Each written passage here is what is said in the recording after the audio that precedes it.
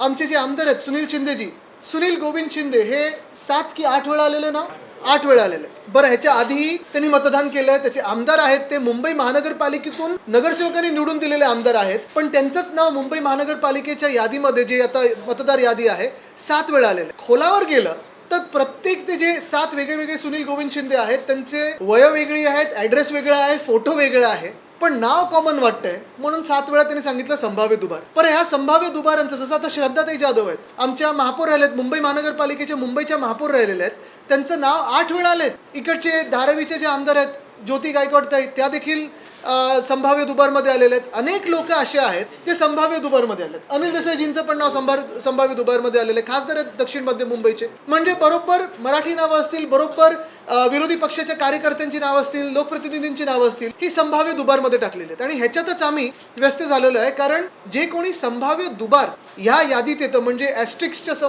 ते येतं, जर तसं नाव असेल तर तुम्हाला मतदानाच्या दिवशी निवडणूक आयोगाचे एक हमीपत्र भरायला लागणार आहे, परिशिष्ट 2, आणि ते भरल्यानंतरच तुम्ही मतदान करू शकाल. म्हणजेच काय, तर ही सगळी नावं एक तर मतदानाला येऊच नाही, किंवा मतदान ज्या वेगाने व्हायला पाहिजे ते होऊ नये.